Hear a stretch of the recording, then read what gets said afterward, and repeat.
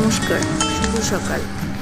আমি অনামিকাস ওয়ার্ল্ডের আরেকটি ব্লগ নিয়ে আপনাদের সাথে চলে আসলাম। জানি অনেকদিন পর আবার নতুন করে ব্লগটা শুরু করলাম। হ্যাঁ, কারণ অনেক কারণে ব্লগগুলো করতে পারি। ছোট ছিল আজ থেকে, তাই ভাবলাম নতুন করে আবার শুরু করা যায়। তো চলুন আজকে শুরু করলাম। দেখুন, আমি এক জায়গায় গিয়েছিলাম। অ্যাকচুয়ালি সকাল সকাল আমি একটা বাড়ি দেখতে গিয়েছিলাম। বাড়িটাতে খুব সুন্দর গোলাপ ফুল ফুটেছে। তারপর আমরা গেছিলাম মাঠে, আমাদের মোহন স্পোর্টিং ক্লাবের মাঠে। ওখানে একটা স্কুলে স্পোর্টস খেলা হচ্ছিল। তো অনেক দিন পরেই একটা স্কুলে স্পোর্টস খেলা দেখতে গেছিলাম।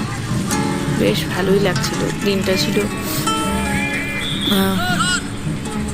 মোস্ট প্রবাবলি শুক্রবার, না অ্যাকচুয়ালি শনিবার।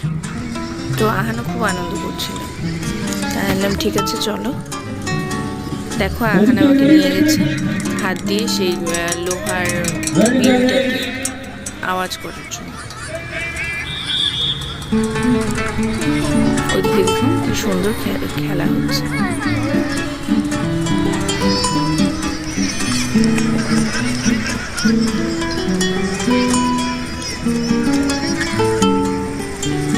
নিচে দেখুন আমার আহান বাবুকে, আমি আপন তালে খেলা তো দেখছেনই না, নিজের মতো নিজেই ঘুরে বেড়াচ্ছে এদিকে ওদিকে সেদিকে।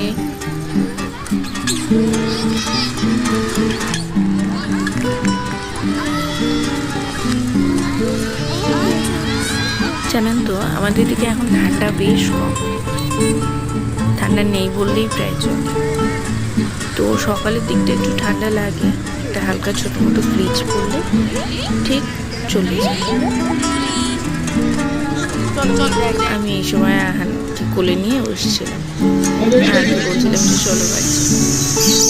একটা ফিশ শপ করেছিল, আমি সেখানে আহান খুব পছন্দ করে এগুলো দেখতে। রাস্তায় খাওয়া ছিল, তাই আমার সোয়েটারটাই আহানের কাছে নিচে গেছি। সেই কাকুটা আমার সাথে কথা বলছিল যে আমার মাকে উনি চেনে, তো আমার মা কোথায় চাকরি করে, কি ব্যাপার এইসব। দিদি তো সুপারভাইজার হয়ে গেছে এখন, না? সুপারভাইজার হয়ে গেছে। হ্যাঁ, বরকে দেখাবো তাইলে পরে চাকরি না ব্যবসায়। তো আমি আবার বলছিলাম বরকে দেখাবো, যদি বলে তাহলে আসলে হট করে তো বলা যায় না যে না। এই মুহূর্তে মানে বাকি আছে তো ওখানে।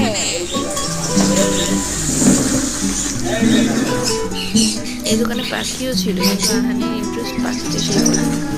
ও একটু একটু পাখি দেখলো, তো সব থেকে বেশি আনন্দ পাচ্ছিল মাছ। মাছগুলো দেখে